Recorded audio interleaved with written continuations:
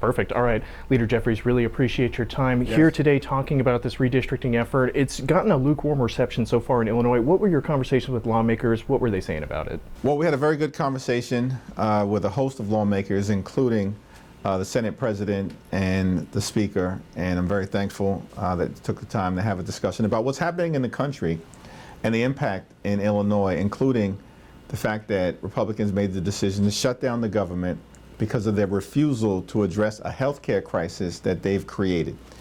That healthcare crisis, of course, and their refusal to extend the Affordable Care Act tax credits has the possibility of dramatically increasing premiums, copays, and deductibles on at least 500,000 people in the great state of Illinois, and could impact millions more as a result of the Republican unwillingness to keep healthcare as affordable as possible.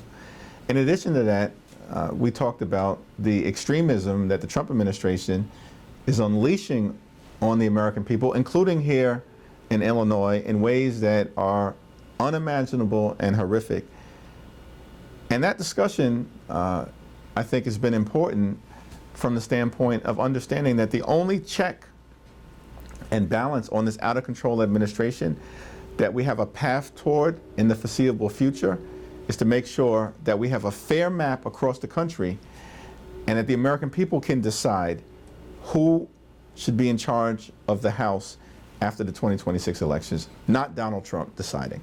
Absolutely. And speaking about the timetable for that, were you pushing for a bill to come here in the veto session where we're currently in, or is it okay to wait for January for a move like this? Well, no, I think that it's important for the process to proceed as expeditiously as possible, but understand that it's a tight time frame that exists right now, and that the legislature has to have the opportunity to work its will and thoughtfully figure out how to proceed while recognizing the urgency of responding to the aggressive steps that Donald Trump and Republicans have been taking in state after state after state, including Texas, Missouri, North Carolina, and now Indiana, to rig the midterm elections. You met with the Legislative Black Caucus in Chicago earlier today. How important is that caucus going to be for this effort? Well, it was an incredibly important conversation. I'm glad that we were able to make it happen. They asked a lot of thoughtful questions and, of course, expressed concern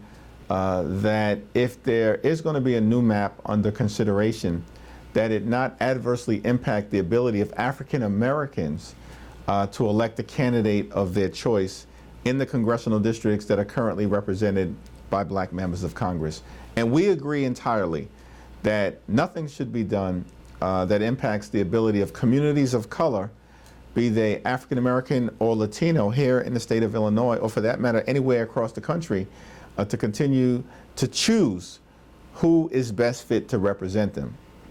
But at the same period of time, given the fact that communities of color are bearing in many ways a disproportionate share of the pain that Donald Trump is inflicting on the American people, it's also important for us as Democrats to find a way to decisively respond to the extremism that Trump is unleashing on the American people, including as a result of his effort to rig the midterm elections. Actually, speaking about that shutdown, we had a chance to speak with Congresswoman Nikki Budzinski last week, and she had said that she would be willing to accept an extension of the ACA tax credits to move this CR forward. Is there a bare minimum that you think that lawmakers should be looking for when it comes to these negotiations? Well, Nikki's a great member of Congress, and our view, consistent with what Nikki indicated, is that, one, we want to reopen the government.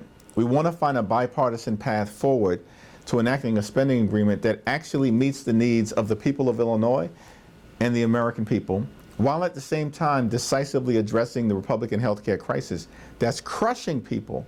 Largest cut to Medicaid in American history, hospitals, nursing homes, and community-based health centers at risk of closing here in Illinois and throughout the nation. We may actually confront the largest cut to Medicare in American history because of what Republicans did in their one big ugly bill, a $536 billion cut to Medicare if Congress doesn't act by the end of the year. And of course, as a result of the Republican refusal to extend the Affordable Care Act tax credits, 500,000 people here in Illinois, at minimum, are going to see their premiums go up, in some instances by $1,000 or $2,000 per month. That's unsustainable. So we believe that decisive action needs to be taken to address the Republican healthcare crisis, and certainly that includes extending the Affordable Care Act tax credits. Should this shutdown drag on a week longer, we're facing potential loss of SNAP benefits for millions of Americans. What kind of pressure does that put on these negotiations? And are you worried at all that you might lose support if we do get to that point where they're starting to lose assistance? Yeah, it's unfortunate that Donald Trump and Republicans have chosen to weaponize hunger. But that's not a surprise, because this is the same group of people who this year, in passing their one big ugly bill, cut SNAP benefits by $186 billion. That's the largest cut to nutritional assistance in American history. And that's one of the reasons why the country now finds itself in this situation, because they ripped food away from the mouths of hungry children, seniors, veterans, women, and families in Illinois and across America. And it's a shame that they've now decided to try to threaten even further cuts on top of the damage that they've already done. With this shutdown, we're hearing about military members not being paid. President Trump has said that he's accepting private donations to cover some of their salaries as one of the guys in charge of appropriations. What are your thoughts when you hear moves like that? Yeah, we have no idea what President Trump is talking about. He continues to say random things that are inconsistent with the law. What we do know is that he's not spent a moment after shutting the government down trying to reopen it. In fact, what we know he's done is found $40 billion to bail out his right-wing dictator friend in Argentina, but can't find a dime to extend the Affordable Care Act tax credits for everyday Americans, working-class Americans, and middle-class Americans. That's shameful. We also know that he's in the process of actually and literally destroying the White House in an unlawful way, because he wants to build a ballroom where he can be celebrated like a potential king.